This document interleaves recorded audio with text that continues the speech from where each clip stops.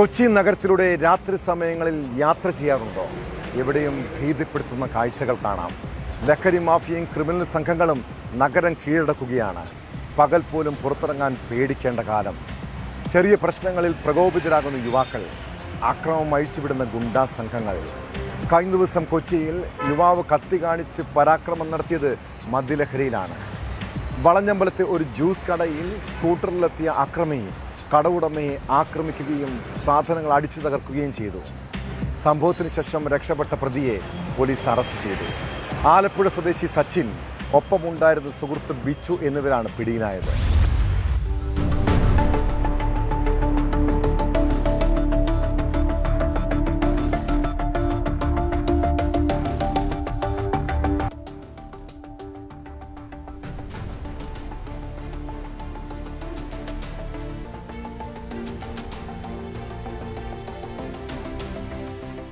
ആലപ്പുഴ സ്വദേശി സച്ചിൻ, സുഹൃത്ത് ബിച്ചു എന്നിവരാണ് സംഭവത്തിൽ പോലീസിന്റെ പിടിയിലായത്. എറണാകുളം സെൻട്രൽ പോലീസാണ് കേസ് രജിസ്റ്റർ ചെയ്തത്. സൗത്ത് റെയിൽവേ സ്റ്റേഷന് സമീപത്തുള്ള വളഞ്ഞമ്പലത്തെ ഒരു ജ്യൂസ് കടയിലെത്തിയതായിരുന്നു സച്ചിനും സുഹൃത്തും.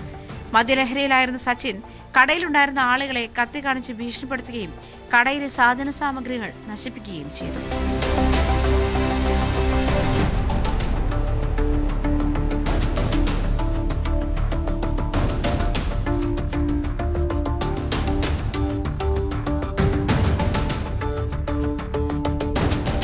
തുടർന്ന് കടയുടമ പോലീസിന് വിവരം അറിയിച്ചു.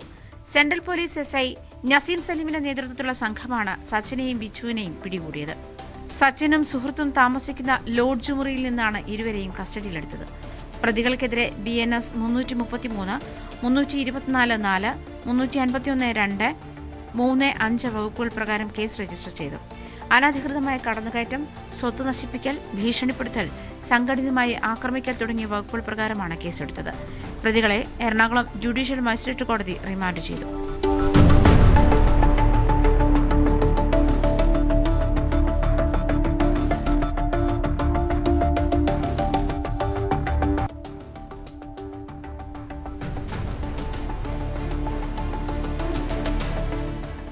ന്യൂസ് 18 കൊച്ചി.